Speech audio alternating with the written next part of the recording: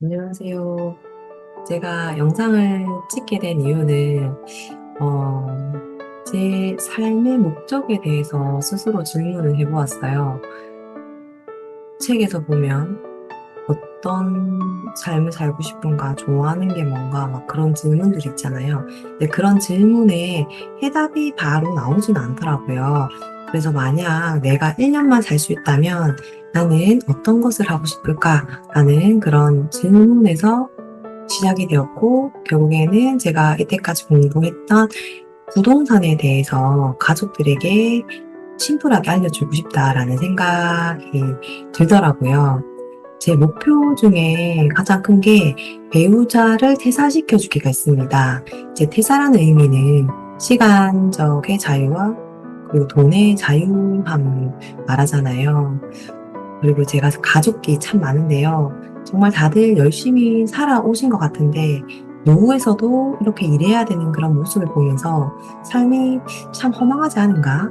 라는 그런 생각이 들면서 정말 자본주의 사회에서는 일단 돈에 대한 부분의 문제를 해결을 해야 될 것 같다라는 생각이 들었습니다. 어떻게 하면 시간적으로나 돈적으로 자유로울 수 있을까라는 고민을 많이 했고, 그런 많은 방법 중에서 저는 부동산을 택했습니다. 왜 부동산을 공부를 해야 할까요? 2020년 코로나와 함께 제 아이가 태어나고, 원래 신혼집에 살던 집이 1990년도에 두 칸짜리 복도식 아파트였어요. 너무 좁았습니다. 아이가 태어나니 그 집이 너무 좁았고, 이사를 해야겠다라는 생각이 들어서 아파트들을 둘러보았는데요. 세 개의 아파트를 뽑았습니다. 그리고 그 중에서 가장 저렴한 아파트를 선택하게 되었는데요. 2000년도 8월에 이사를 하고, 그리고 1년 있다가 이 새 아파트 가격은 너무나 다르게 올라 있는 것을 보고 놀랐습니다. 첫 번째 아파트는 3억 8천에서 5억 4천으로 올라서 총 1억 6천이 올랐고요. 두 번째 아파트는 3억에서 6억이 되었어요. 3억이 올랐더라고요. 그리고 제가 이사한 세 번째 아파트는 2억 4천에서 2억 8천, 4천만 원이 올랐습니다. 저는 이 일을 계기로 해서 부동산에 관심을 가져야겠다라는 생각이 들었어요. 정말 1억이라는 돈은 제가 10년 동안 모아서 1억이라는 돈을 만들었는데요. 정말 부동산 투자만 잘해도 돈을 벌 수 있겠다는 그런 희망이 생겼습니다. 이사를 많이 하면 돈을 벌 수 있다라는 그런 말을 하잖아요. 근데 그런 말이 괜히 있는 게 아니더라고요.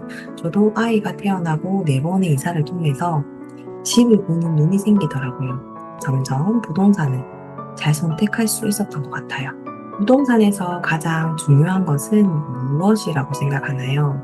많은 사람들이 입지라고도 하고, 가격이라고 하고, 금리라고 하고, 호재라고도 합니다. 사실 그보다 더 중요한 게 있더라고요. 입지와 가격 같은 경우는요, 이미 거기에 사는 주민들이 다 만들어 놓았어요. A, B, C 아파트가 있다고 해볼게요. A 아파트가 만약에 50만 원이고 B 아파트가 30만 원이에요. 그리고 C 아파트는 10만 원인데 A 아파트가 50만 원인데 B 아파트가 40만 원이 됐다고 하면 이 A 아파트 사는 사람들은 B 아파트가 40만 원이면 우리는 이 정도 가격이 되어야 돼 라고 생각을 하게 되잖아요. 그래서 모든 입지에는 이미 가격이 다 반영되어 있다라고 생각해 주시면 되고, 호재 같은 경우도 항상 공존합니다.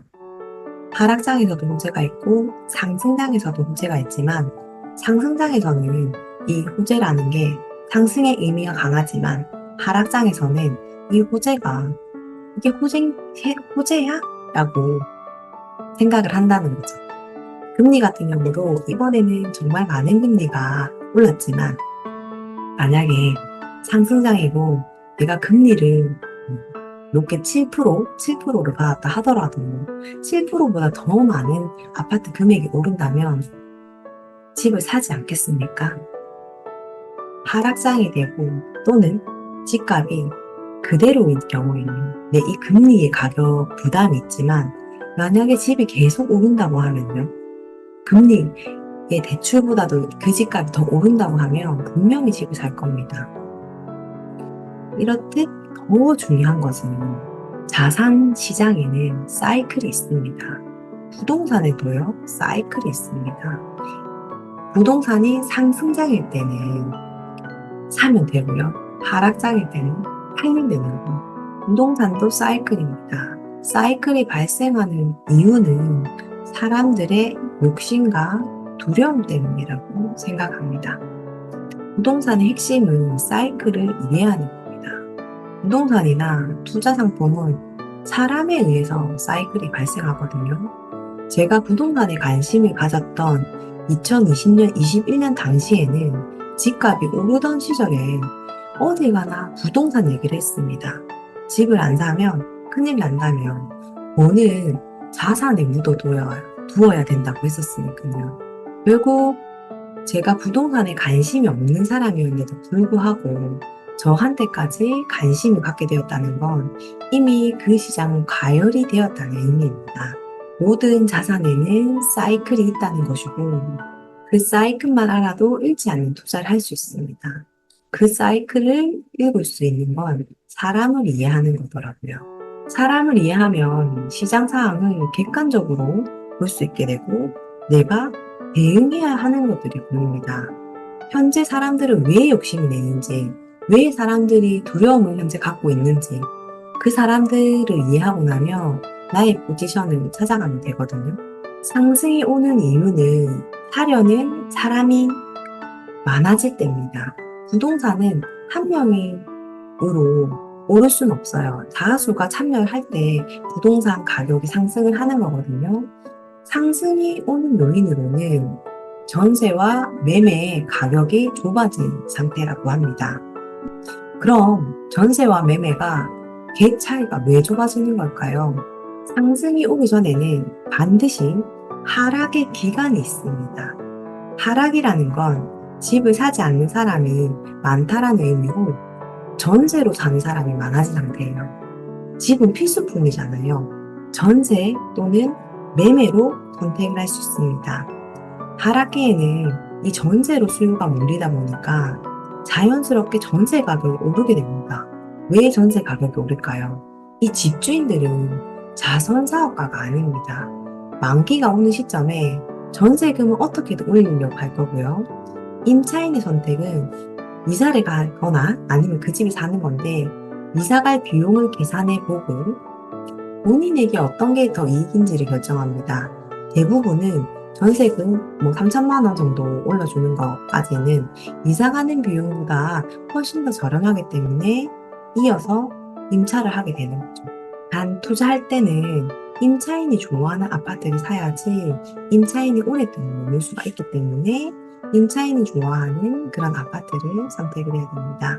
상승이 오는 이유는 오랜 기간 하락 기간이 있었고 이 하락 기간에는 전세로 사는 사람들이 많은 시점이므로 이 전세를 살고자 하는 사람들의 수요가 많아지면서 전세 가격을 오르게 됩니다.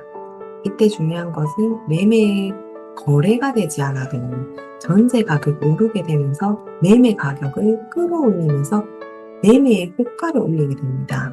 전세 가격은 매매 가격의 하방 지지선 역할을 하기 때문에 그렇거든요. 누가 매매보다 더 비싼 전세에 들어올 일은 없잖아요.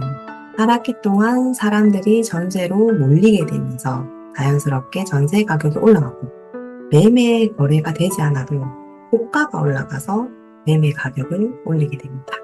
전세와 매매 가격이 좁아지는 시점을 도래하게 되고 이때는 눈치 빠른 투자자들이 먼저 진입을 합니다. 하락 기간에는 규제가 없습니다. 제가 부동산에 관심을 가졌던 시기에는 규제가 있었거든요. 하지만 하락 기간에는 규제가 없습니다. 지금처럼 2채 이상 취득세를 추가하는 부분이 없다라는 겁니다. 투자자들은 마음껏 투자를 할 수 있게 되고 집을 한 채 살 수도, 2채 살 수도, 3채 살 수도, 4채 살 수도 무한대로도 살 수가 있다는 거예요. 집을 계속적으로 사게 되면 집값이 오르게 됩니다. 초과수요가 발생하는 거죠. 집은 한 사람이 한 주택을 사는 것이 아니라 투자자들을 위해서 계속적으로 초과수요가 상승장이 발생하게 됩니다. 부동산은 긴 흐름을 가지고 갑니다. 길게 상승하고 또 길게 하락합니다. 오늘은 부동산은 사람들의 욕심과 두려움에 의해서 사이클이 발생한다는 이 이야기를 해드리고 싶었고요. 상승이 오게 되면 또 하락이 오는 이유에 대해서도 다음에 설명드리도록 하겠습니다.